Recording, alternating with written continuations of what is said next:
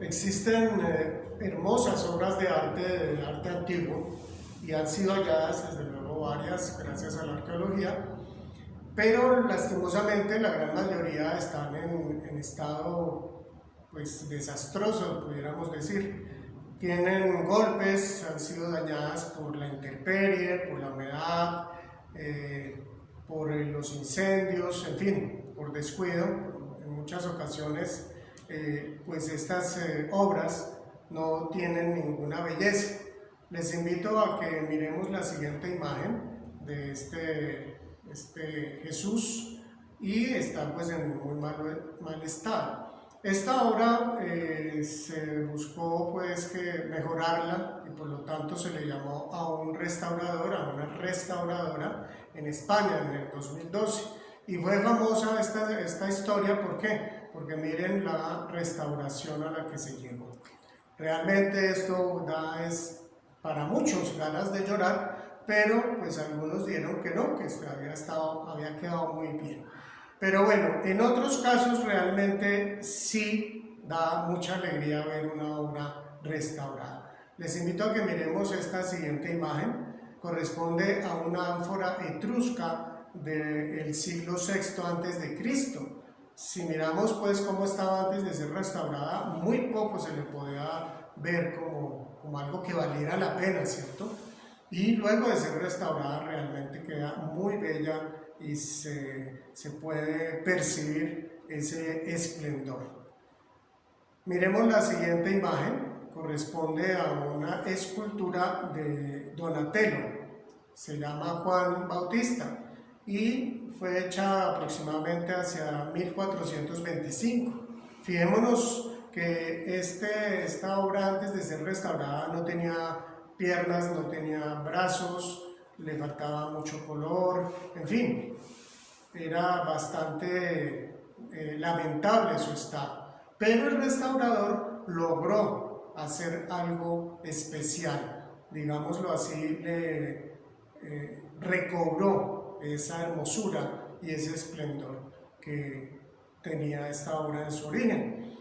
Por eso hoy vamos a hablar de este tema que tiene que ver con la restauración, y el nombre es Perfectamente Restaurado, que tiene que ver con este último capítulo, Apocalipsis 22, versos 1 hasta el 21.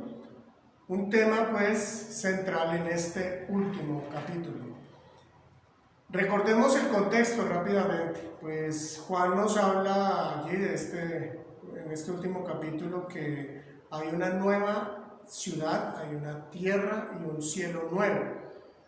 Las cosas ya anteriores ya no están, ya pasaron, y entonces viene todo lo nuevo. Miremos esta siguiente imagen que nos recuerda a un niño cuando está estrenando. Esta imagen de este niño que está estrenando pues es solamente por un juguete, ¿cierto? Es alegría. Imaginémonos nosotros en esta situación cuando vayamos a estrenar no solo una cosa, no solo nuestro propio cuerpo, sino todo lo que existe a nuestro alrededor será nuevo.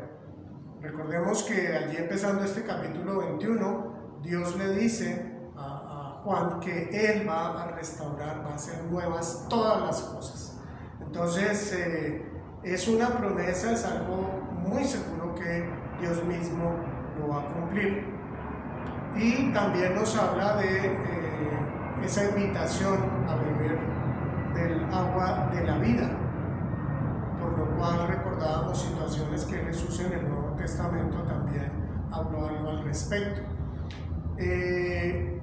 Más adelante entonces nos habla este capítulo 21 de la Nueva Jerusalén. Miremos esta imagen también que la vimos la vez anterior, y pues Dios le revela al apóstol que hay 12 puertas en esa ciudad, que cada puerta tiene el nombre de una de las 12 tribus, y en cada puerta hay un ángel, y además habla de 12 cimientos, y cada cimiento tiene el nombre de uno de los 12 apóstoles.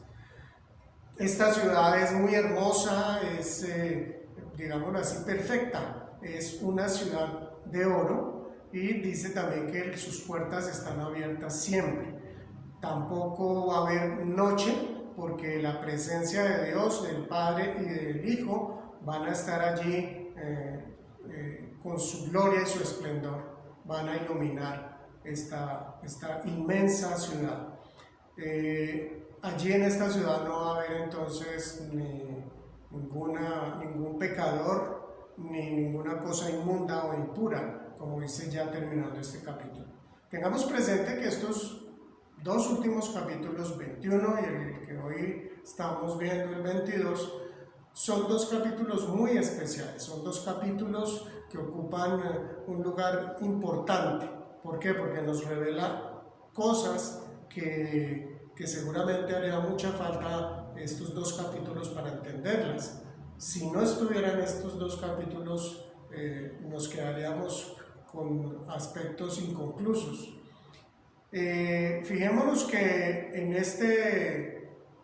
en estos últimos dos capítulos encontramos la descripción de todas esas cosas nuevas que como hijos suyos vamos a disfrutar. Este capítulo 21 nos habló pues de las cosas externas, y en este capítulo 22 ahora podemos ver un poquitito aspectos más internos. Pasemos entonces al texto, a esta primera parte, y esta primera parte se llama el río y el árbol de la vida, es decir, el río de la vida y el árbol de vida. Versos 1 hasta el 6.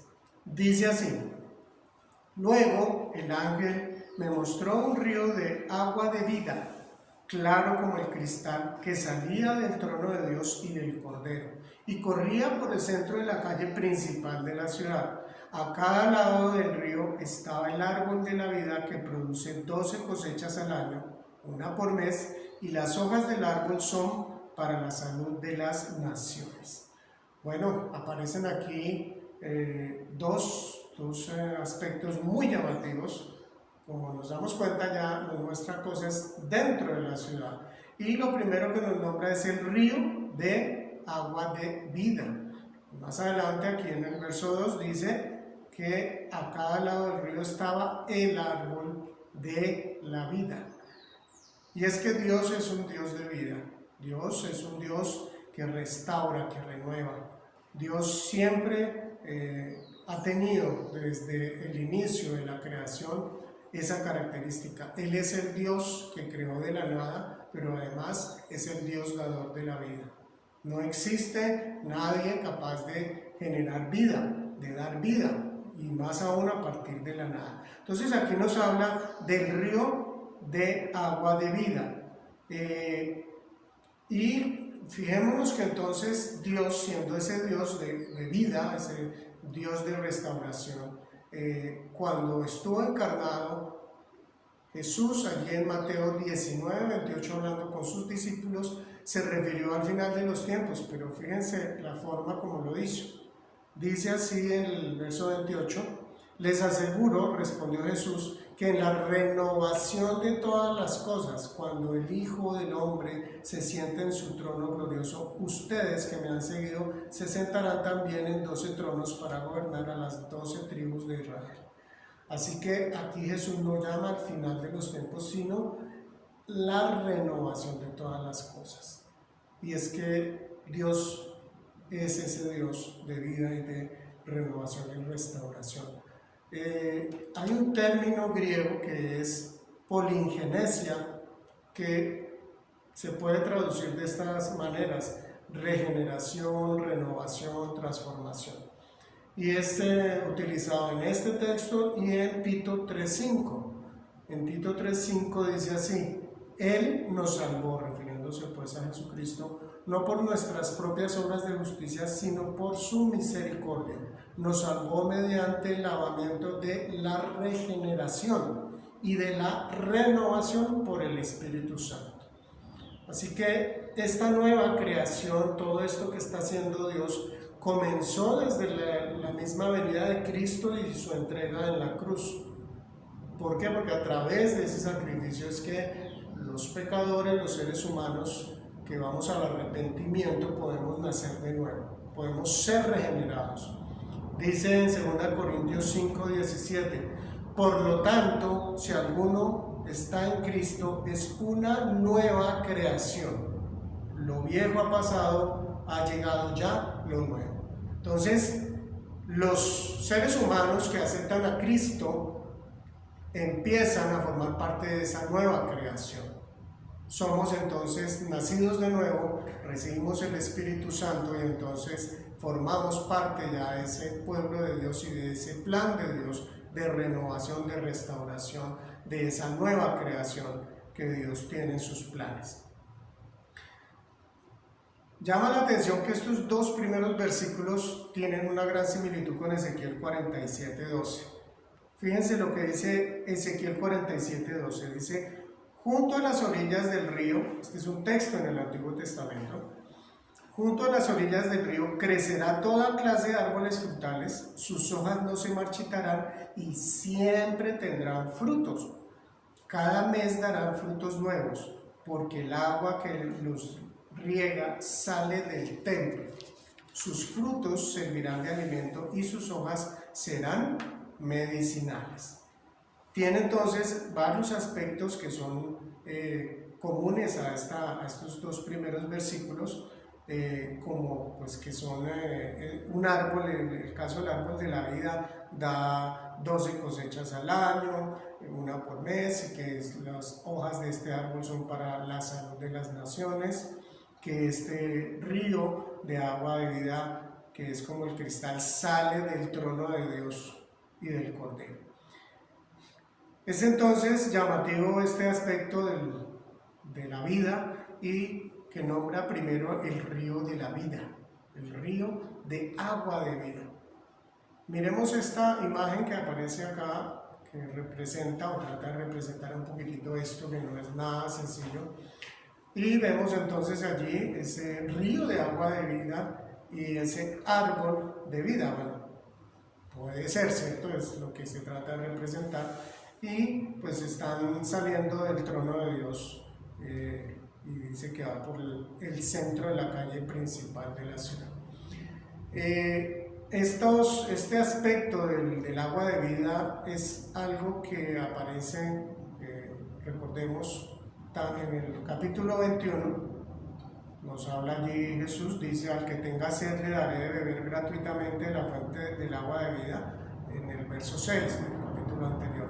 Pero recordemos que Jesús también estuvo hablando con la samaritana y hablando con los judíos en Jerusalén en la fiesta de los tabernáculos, refiriéndose a este tema. Es entonces un aspecto importante.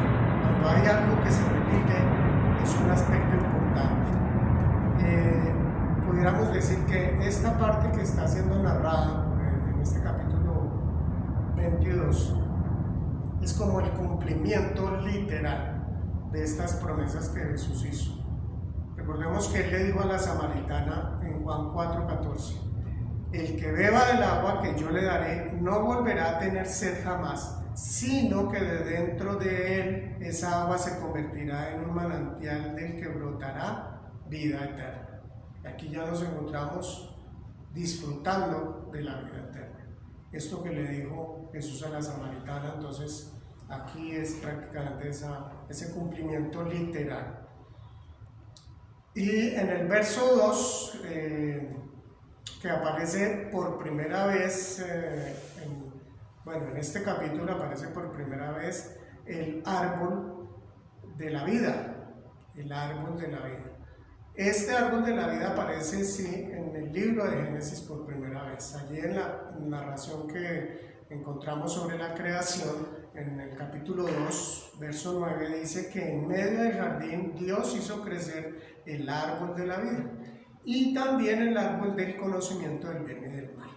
Este segundo árbol es tal vez un poco más conocido porque es el árbol del cual primero Dios les prohíbe a ellos que coman de ese árbol, y después es de ese árbol que Adán y Eva comen, y entonces es la caída, es ese momento triste de la historia humana. Entonces recordemos que Dios en el siguiente capítulo de Génesis, ya no en el 2 sino en el 3, después de la caída, toma la decisión de echar a Adán y a Eva del Edén. pero si miramos un poquitito en detalle, encontramos allí en Génesis 3:22, podemos entender de ese amor, de ese deseo de Dios, de dar esa opción al ser humano para que fuera salvo. Hablando en la Trinidad, ellos dicen así, en el verso 22, no vaya a ser que extienda su mano y también tome el fruto del árbol de la vida y lo coma y viva para siempre. Así que había un peligro, si bien Adán y Eva habían comido del árbol del conocimiento del bien y del mal, era bastante peligroso que en esa condición ellos comieran del árbol de la vida. ¿Por qué? Porque dice, y vivan para siempre. Por lo visto, si eso hubiera sucedido, ellos no hubieran tenido esa opción de la salvación, sino que habrían vivido entonces eternamente condenados. Y entonces, aquí en este verso 2, que nos fijamos pues con el tema del árbol de la vida, recordemos que también en Apocalipsis capítulo 2, en el verso 7, nos habla del árbol de la vida, nos vuelve a nombrar después de bastantes pasajes en la Biblia. Dice en una carta, en la primera de las cartas que el apóstol Juan le escribe, guiado por Jesús,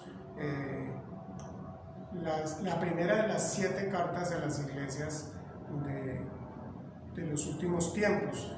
Dice así, Apocalipsis 2:7, al que salga vencedor le daré derecho a comer del árbol de la vida que está en el paraíso de Dios. Así que por ser vencedores es que se tendrá o tendremos acceso a ese árbol de la vida. En este mismo capítulo 22 nos vuelve a hablar del árbol de la vida ya por última vez en el verso 14, aquí en el 22:14. Dice así, dichosos los que lavan sus ropas para tener derecho al árbol de la vida y para poder entrar por las puertas de la ciudad.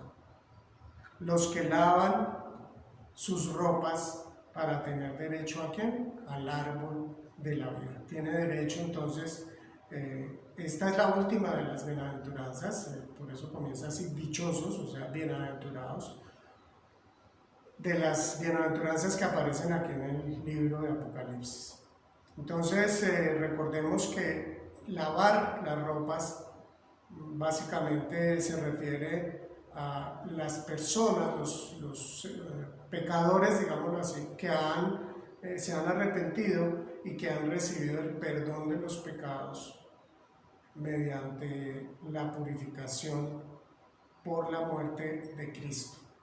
Es entonces lavar las vestiduras o las ropas, es como dice Apocalipsis 7:14, aquellos son los que han lavado y blanqueado sus túnicas en la sangre del Cordero. Es por eso pues tan central y tan importante el sacrificio de Cristo en la cruz, porque es a través de ese sacrificio que nosotros somos limpios de nuestros pecados.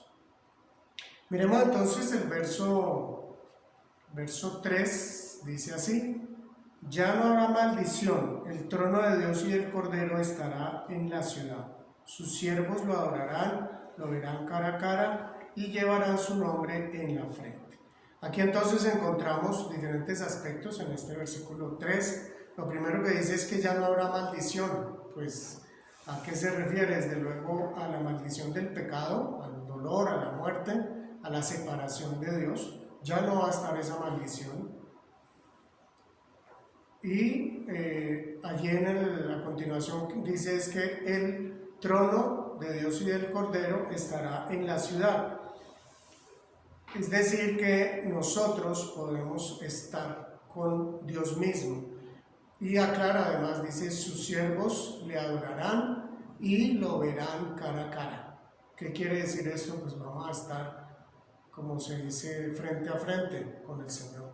Esa relación que hubo en el comienzo, en el Edén, será restaurada, porque es lo que encontramos que Adán y Eva hablaban con Dios personalmente. Esto volverá entonces a ser posible, será restaurada esta relación de nosotros los seres humanos con Dios.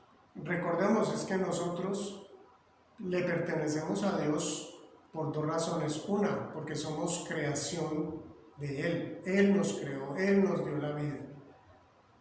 Pero además, Él nos ha dado la salvación para tener la vida eterna. Entonces, por estas dos razones le pertenecemos a Él. Podemos estar seguros y confiados en Él. Y lo último que dice este verso 3, lo que dice es que llevará su nombre, llevaremos el nombre de Dios en la frente. Esto simplemente nos habla, como ya lo hemos hablado anteriormente en otras secciones, de pertenencia. Le pertenecemos entonces a Dios, somos de Él. Pasemos entonces al verso 5 y verso 6, dice así: ya no habrá noche, no necesitarán luz de lámpara ni del sol, porque el Señor Dios los alumbrará y reinarán por los siglos de los siglos. El ángel me dijo: estas palabras son verdaderas y dignas de confianza. El Señor, el Dios que inspira a los profetas, ha enviado a su ángel para mostrar a sus siervos lo que tiene que suceder sin demora.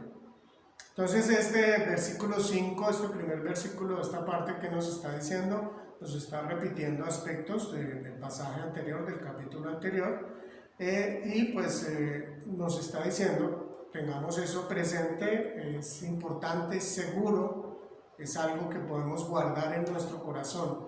Es algo que todo lo que nos ha narrado el Apocalipsis, pero en especial estos dos últimos capítulos, es algo que nos debe motivar, es algo que debe estar en nuestro corazón, que nos anime, que nos sostenga en momentos de dificultad, en momentos de prueba.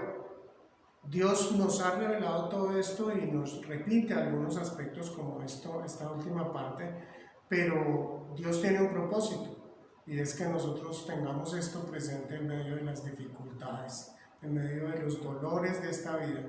Tengamos entonces esto presente, son esas promesas que Dios va a cumplir. También dice aquí en el versículo 5, dice: y reinarán por los siglos de los siglos.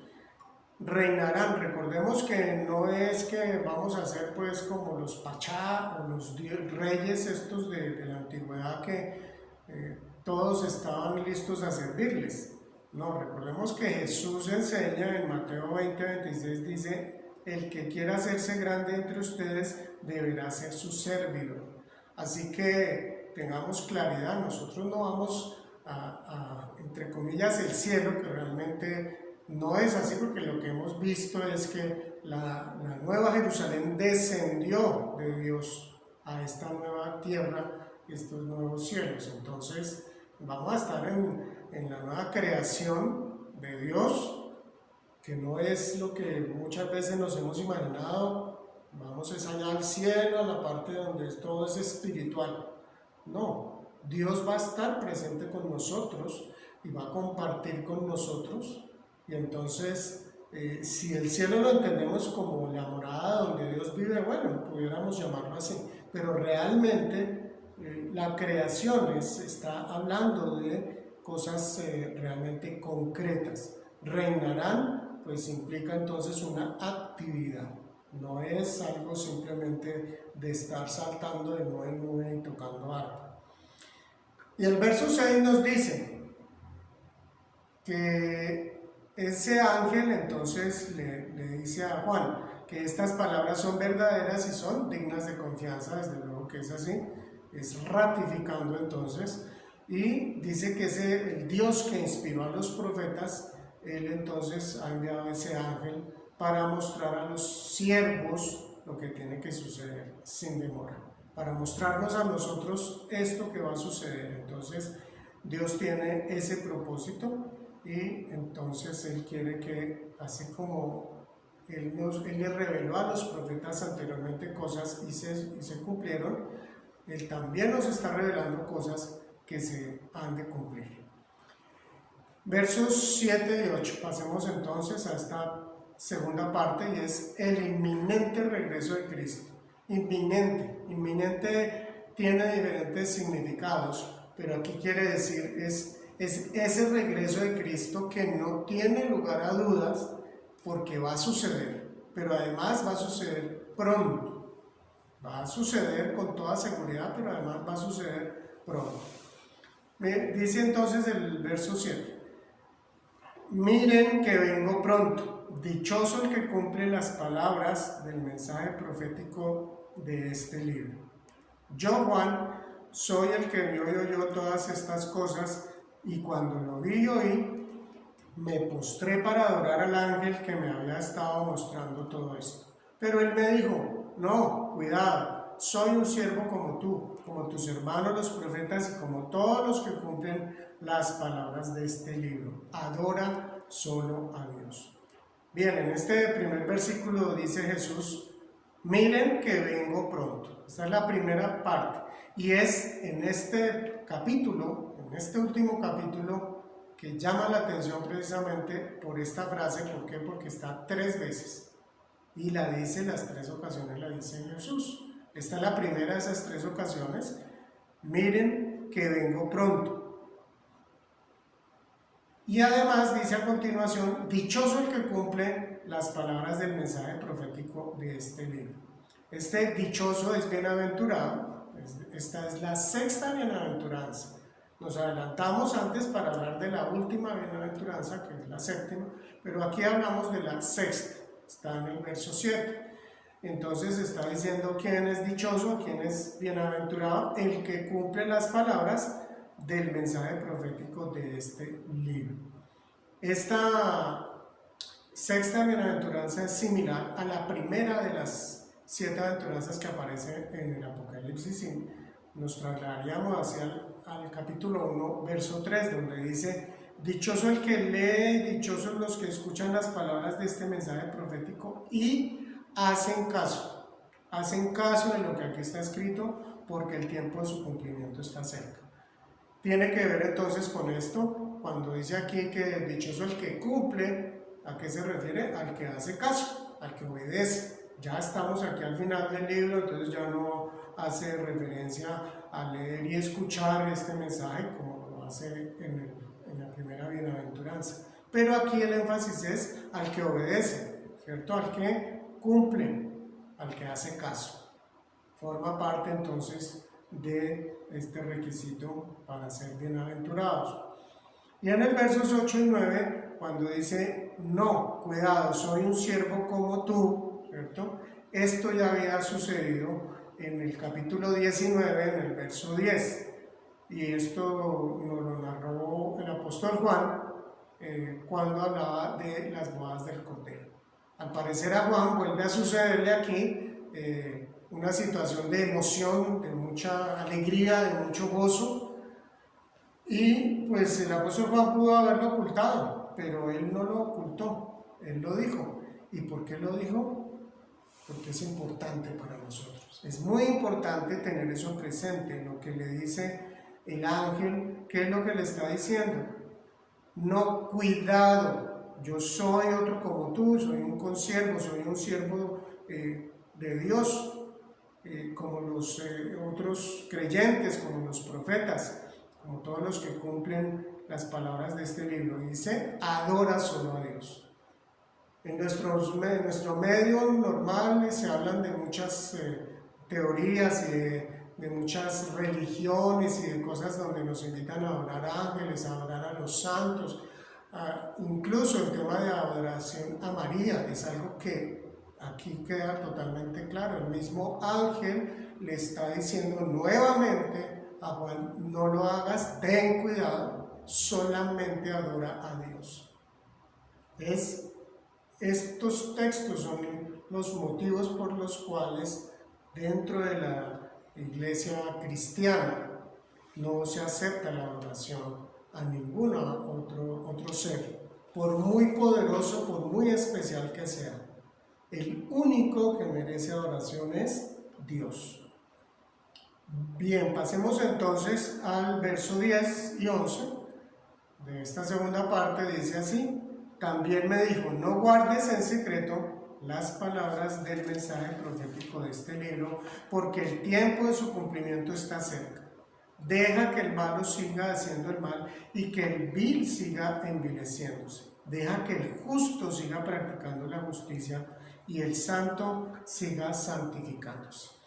Bueno, aquí nos llama la atención cuando dice: no guardes en secreto las palabras del mensaje profético de este libro. O sea, da a conocer estas palabras. Esta es mi revelación, está diciendo Dios, está diciendo Jesús aquí, y pues contrasta con un libro que ha tenido mucho que ver con este libro de Apocalipsis, que es el libro de Daniel.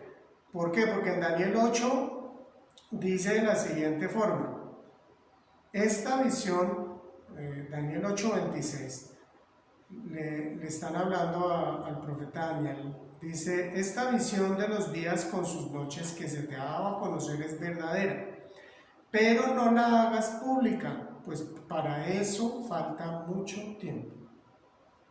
Es bastante diferente, por eso opuesto a esta primera parte de este verso 10, porque le dice que no lo guarde.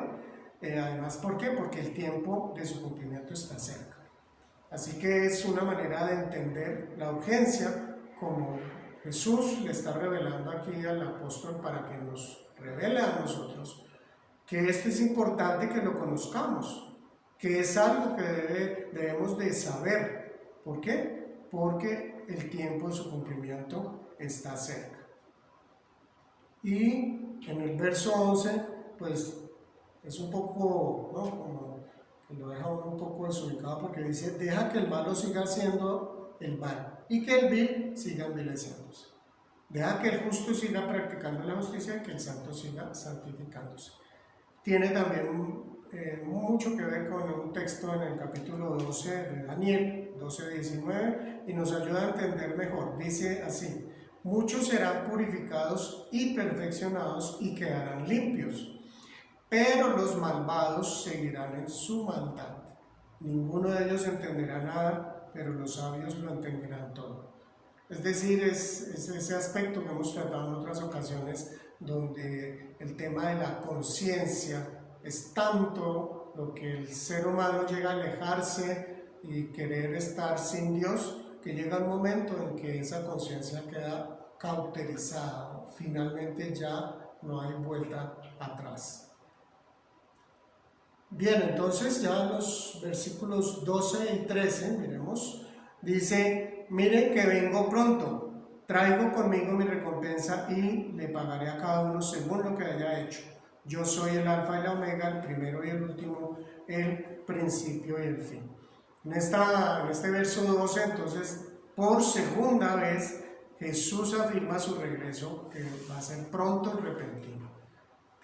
Tener esto presente, porque es un aspecto que es subrayado, ¿no?, es resaltado en este capítulo. Y además él agrega, dice: traigo conmigo mi recompensa y le pagaré. Jesús dará entonces un pago, ¿según qué? Según lo que haya hecho. Recordemos, no es que la salvación sea por obras, no. La salvación es por fe en Jesucristo, pero produce obras. Acordémonos de Santiago 2:26, donde nos dice que la fe sin obras es una fe muerta. Y en el verso 13 vuelve y usa entonces estos títulos mesiánicos, donde dice: yo soy el alfa y la omega, el primero y el último, el principio y el fin. Jesús entonces, estos títulos que ya han sido utilizados anteriormente, vuelve pues a aplicarlos. Recordemos que en Apocalipsis capítulo 1 ya dice así: ya todo está hecho, yo soy el alfa y la omega, el principio y el fin. Al que tenga sed le daré a beber gratuitamente de la fuente del agua de la vida. Qué hermoso ver cómo se conectan todos estos textos, ya aquí terminando no solo el libro del Apocalipsis, sino toda la Biblia, y está recogiendo aspectos pues importantes del Antiguo y del Nuevo Testamento. Continuemos entonces con el verso 14, 15 y 16 y dice así: dichosos, recuerdan que ya habíamos hablado de este versículo 14, es la séptima bienaventuranza. Dichosos los que lavan sus ropas para tener derecho al árbol de la vida. Pero afuera se quedarán los perros, los que practican las artes mágicas, los que cometen inmoralidades sexuales, los asesinos, los idólatras y todos los que aman y practican la mentira. Yo, Jesús, he enviado a mi ángel para darles a ustedes testimonio de estas cosas que conciernen a las iglesias. Yo soy la raíz y la descendencia de David, la brillante estrella de la mañana. Bueno, pasamos directo al verso 15, ya al 14 hablamos, y nos hace nuevamente una lista muy similar a la que aparecía en el verso 8 del capítulo anterior, del capítulo 21. Dice que afuera se quedarán los perros, y empieza allí este listado, que es básicamente los que aparecen en este listado anterior. Pero ¿qué tiene que ver o por qué utiliza este término de los perros? Los perros pues fueron animales muy despreciados y se refería básicamente a los malvados. En el verso 16, entonces, ya Jesús dice que Él ha enviado a su ángel, ¿cierto? Esto ya lo había dicho en el capítulo 5, perdón, en el capítulo 1, ya lo había dicho, que en el capítulo 1, versículo 2, Él hace referencia a esto, que es a través de su ángel que da esta revelación. Y aquí dice a ustedes el testimonio de estas cosas que conciernen a las iglesias. Nuevamente entonces hace ese énfasis, es necesario, es importante que conozcamos todas estas revelaciones que Dios está haciendo a través de este libro. Y luego en el verso 16 termina diciendo: yo soy la raíz y la descendencia de David, la brillante estrella de la mañana. Esta de yo soy la raíz y la descendencia de David, este título mesiánico ya había sido aplicado en el capítulo 5, donde dice, ¿recuerdan esta parte importante por lo cual no se podía abrir el rollo que estaba con 7 sellos? Dice: uno de los ancianos me dijo, deja de llorar, que ya el león de la tribu de Judá, la raíz de David, ha vencido. Él sí puede abrir el rollo y sus 7 sellos. Entonces, este Jesús, el Mesías, es la raíz, el origen del reino de David, pero además es también la descendencia de David, es decir, desde la eternidad pasada y su eternidad futura. Y habla también de la estrella de la mañana. Bueno, pasemos a la tercera y última parte, y se llama Anhelando su regreso, desde el verso 17 hasta el 21. Dice así: el espíritu y la novia dicen, ven, y el que escuche diga, ven. El que tenga sed, venga, y el que quiera, tome gratuitamente del agua de la vida. A todo el que escuche las palabras del mensaje profético de este libro le advierto esto: si alguno le añade algo, Dios le añadirá a él las plagas descritas en este libro. Y si alguno quita palabras de este libro de profecía, Dios le quitará su parte del árbol de la vida y de la ciudad santa descritos en este libro. Así que estos 3 primeros versículos de esta última parte nos están hablando pues que el espíritu y la novia, o sea la iglesia, dicen ven, ¿cierto? Y además el que escuche toda esta revelación también diga ven. Y hace referencia nuevamente al beber gratuitamente esa agua de la vida. Esta parte nos conecta nuevamente con la parte en que Jesús, allí en Mateo 24, y desde el 45 hasta el capítulo 25-30, narró sus últimas 3 parábolas que tienen que ver con su regreso. Recordemos estas imágenes rápidamente, que nos hablan de esas 3 parábolas. La primera de esas 3 parábolas nos hablaba de ese siervo bueno y el malvado. Había uno que que se preocupaba siempre por esperar a su Señor, estar pendiente, cumplir con las labores que Dios le había encomendado, bueno, que su Señor le había encomendado, pero había otro que se olvidaba y terminaba castigando a sus siervos. Esta segunda parábola nos habla de Mateo, allí en Mateo 25, de la parábola de las 10 vírgenes, y tiene que ver con esas 5 que estaban atentas, que estuvieron bien, fueron precavidas y tuvieron sus lámparas con aceite, y de otras 5 que fueron descuidadas, que no fueron responsables y entonces se quedaron por fuera cuando llegó ya el novio para la boda. Y esta tercera y última parábola que nos habla es la parábola de los talentos, donde al primero le dio 5 talentos, al segundo le dio 2 y al último le dio 1. Los primeros 2 cumplieron con sus labores, con su responsabilidad, pero el tercero enterró esos talentos y cuando llegó el Señor, también después de mucho tiempo, les llamó a cuentas y este último pues recibió pues el castigo de su Señor. Entonces, estas 3 parábolas nos están hablando de la importancia de estar atentos al regreso del Señor, de la importancia de amarlo y de anhelar ese regreso del Señor, de cumplir también de una forma responsable nuestra tarea o la misión que nos ha dejado el Señor a sus hijos. Este es entonces una parte bien importante porque nos conecta con el inicio de este tema escatológico que es el Apocalipsis. Miremos entonces ya cómo termina este capítulo y el libro y la Biblia. Dice, al que da testimonio de estas cosas, dice, sí, vengo pronto. Amén. Ven, Señor Jesús. Que la gracia del Señor Jesús sea con todos. Amén. Pues aquí aparece la tercera y última vez que Jesús repite, hace ese énfasis donde dice, sí, vengo pronto. Esta es la última parte pues que el Señor Jesús habla en este capítulo, en el libro del Apocalipsis y en la Biblia.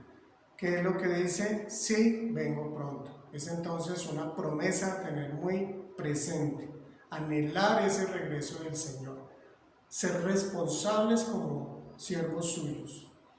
Y finalmente estos textos que dicen, ven Señor Jesús, que nos recuerdan a 1 Corintios 16, 22, donde dice, el Señor viene, que es Maranata, es un término arameo, que se convirtió en la forma de saludarse los mismos creyentes de la antigüedad. Ese es el anhelo nuestro, ese debe ser el anhelo de todo creyente, que el Señor venga pronto, que Él regrese. Vamos entonces a recordar esta imagen del inicio, esta imagen que fue restaurada. Así quedamos nosotros afectados por el pecado, pero el amor de Dios, el Dios de vida, el Dios de restauración, nos ha restaurado, nos ha renovado, nos ha transformado. Ese es el anhelo que tiene Dios con todos los seres humanos, con todos y cada uno de los que quieran recibir su regalo, de los que quieran recibir esa salvación. Esa es la gracia de Dios. Es su Hijo Jesucristo que fue entregado en la cruz para que fuéramos salvos. Pasemos entonces a algunas de las conclusiones que podemos sacar de este último capítulo. Dice así, el regreso del Señor es inminente. Es esta frase que fue repetida en varias ocasiones, en varias oportunidades, y entonces es algo que debemos todos tener presente. La segunda conclusión, Dios, el único creador y dador de vida, restaurará y hará todo conforme a su plan perfecto. Dios tuvo desde el comienzo muy claro, Él sabía todo lo que venía, porque Él es el Dios que todo lo sabe y lo conoce. Sin embargo, a pesar de todo esto, Él desarrolló su plan y lo sigue llevando a cabo. Así que Él restaurará y hará todo conforme a su plan perfecto. La tercera conclusión dice: el fin del mundo es el inicio de una nueva vida sin la maldición del pecado, el dolor y la muerte.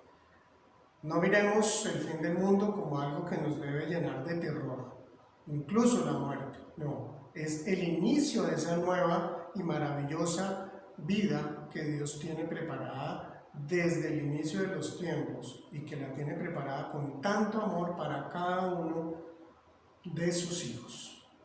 La cuarta conclusión dice: como en el inicio de la creación, viviremos disfrutando de la presencia de Dios. Este aspecto de la vida que hoy anhelamos tanto llegará entonces a ser una realidad. Por fin tendremos ese acceso directo a Dios mismo, a Jesucristo. Lo veremos cara a cara. Y esta última conclusión: vivamos anhelando el regreso del Señor. Es una invitación a que nosotros tengamos siempre presente todas estas promesas, especialmente estos últimos 2 capítulos del Apocalipsis, que nos llenan de gozo, de alegría, de esperanza. Tengamos entonces ese anhelo constante, continuo, en medio de las dificultades, de los momentos de incertidumbre, de dolor. Tengamos ese anhelo, tengamos presente todas estas promesas y lo que el Señor nos dice respecto al final de los tiempos. Con Él entonces estaremos siempre presentes. El Señor te bendiga.